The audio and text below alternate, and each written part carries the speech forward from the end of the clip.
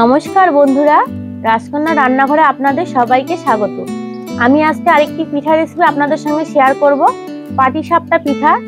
এই পিঠা বানাতে গেলে অনেকেরই ভেঙে যায় অথবা কড়াই বা তাওয়াতে লেগে যায়। আজকে আমি যেভাবে পিঠাটা তৈরি করব একটুকু ভাঙবে না, আর তাওয়াতে বা কড়াইও লেগে যাবে না। আর এই পিঠাটা 3-4 দিন ধরে একদম নরম তুলতুলে থাকবে। তো আপনারা শুরু থেকে শেষ অবধি ভিডিওটি দেখতে থাকুন, আশা করি আপনাদের ভালো লাগবে। রেসিপিটি আমি শুরু করে দিচ্ছি।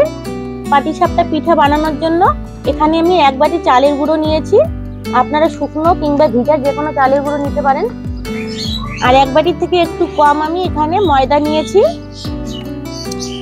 আর হাফ বাটি নিয়েছি সুজি, আর স্বাদ মতো দিয়ে দিচ্ছি একটু লবণ। আর এখানে আমি চিনিটা গুঁড়ো করে নিয়েছি, আর এখানে আমি 2 চামচ চিনি দেব। মিষ্টিটা কিন্তু একটু কম করে দিতে হবে। মিষ্টি যদি বেশি হয়ে যায় তাহলে কিন্তু পিঠেটা কড়াইতে বা তাওয়াতে লেগে যাবে। এখন শুকনো উপকরণগুলো আমি ভালোভাবে মিশিয়ে নেব।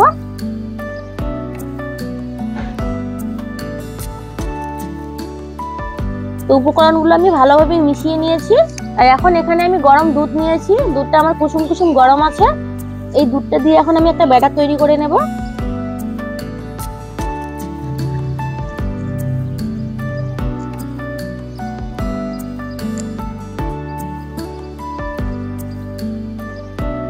অল্প অল্প দুধ দিয়ে আমি মিশিয়ে নেব।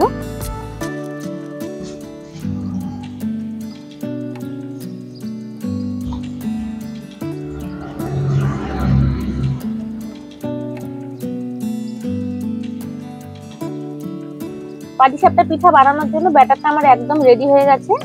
এই যে দেখুন, এরকম একটু পাতলা পাতলা করতে হবে। পাটিসাপটা পিঠা বানানোর সময় বেশি ঘন করা যায় না। তো ব্যাটারটা এখন আমি 15 মিনিটের জন্য রেস্টে রেখে দেব ঢেকে। আর এখন পাটিসাপটা দেওয়ার জন্য পুরটা তৈরি করে নেব। পাটিসাপটা পিঠাতে পুরের জন্য আমি একটা খিরসা তৈরি করে নেব। তার জন্য এখানে আমি আমুল গোল্ডের 1 লিটার দুধ নিয়েছি। এটা কড়াইয়ে দিয়ে দিচ্ছি।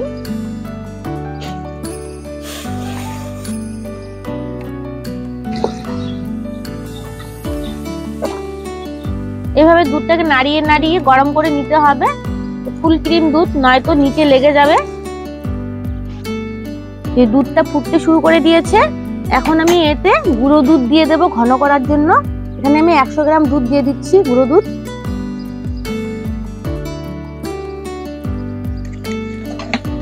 এখন গুঁড়ো দুধটা দুধের সঙ্গে ভালোভাবে মিশিয়ে নেব, এভাবে খুন্তি দিয়ে নাড়িয়ে নাড়িয়ে।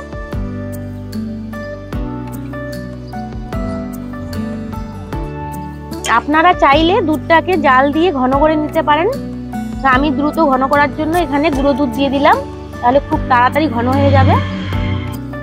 দুধ পাউডার দেওয়ার পর 5 মিনিটের মতো জাল দিয়েছি। আর দেখুন দুধটা কতটা ঘন হয়ে এসেছে। দুধটাকে এখন আমি একটু শুকিয়ে নেব। শুকিয়ে নিলে আমার খিরসা তৈরি হয়ে যাবে। বন্ধুরা দেখুন, 10 মিনিটের মতো হলো আমার জাল দেওয়ার দুধটাতে। দেখুন কতটা শুকিয়ে গেছে। এখন আমি এতে একটু খেজুরের গুড় মিশিয়ে দেব মিষ্টির জন্য। খুব বেশি দিতে হবে না, গুঁড়ো দুধ দিয়েছি, এমনিতেই মিষ্টি আছে গুঁড়ো দুধে।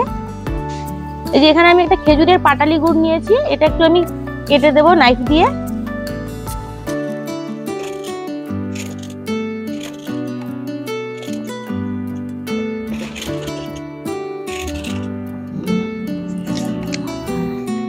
মিশিয়ে নেব।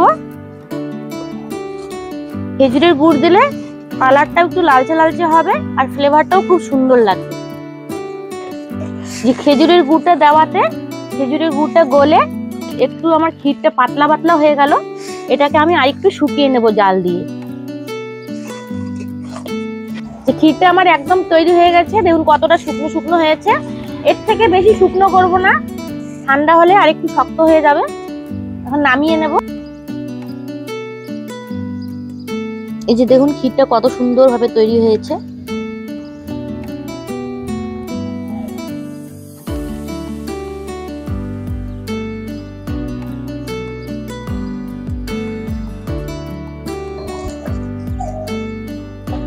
এখন আমি পাটিসাপটার পিঠাগুলো ভেজে নেব। এখন আমি বাটিতে একটা তেল আর জলের মিশ্রণ নিয়েছি, আর এখানে একটা কলা পাতার ডাটি নিয়েছি। এটা দিয়ে আমি তেল আর জলের মিশ্রণটা কড়াইয়ে লাগিয়ে দেব।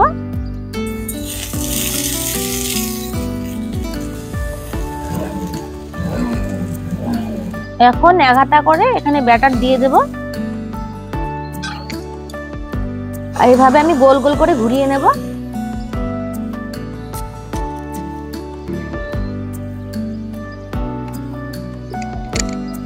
এখন দেখুন পিঠার উপরের অংশটা রং চেঞ্জ হয়ে গেছে। এখন আমি এক সাইড দিক দিয়ে ক্ষীরের পুরটা লাগিয়ে দেব। এখন এভাবে এটা রোল করে নিতে হবে।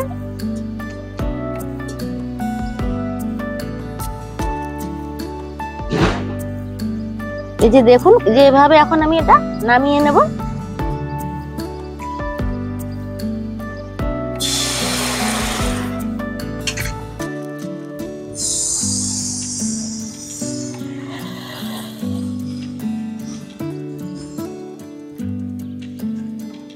এখন এটা রোল করে নেব।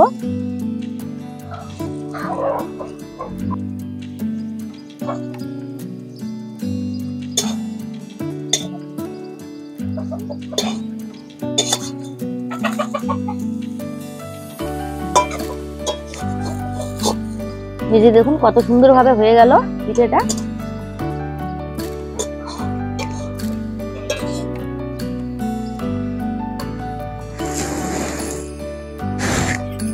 এই যে দেখুন বন্ধুরা, কত সহজে ক্ষীরের পাটিসাপটা আমি বাড়িতেই তৈরি করে নিলাম।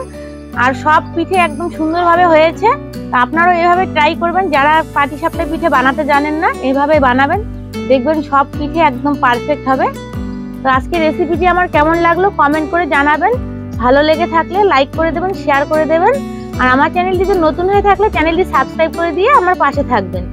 ভিডিওটি এখানে শেষ করছি। সবাই ভালো থাকবেন। দেখা হচ্ছে পরবর্তী কোনো রান্নার ভিডিও নিয়ে।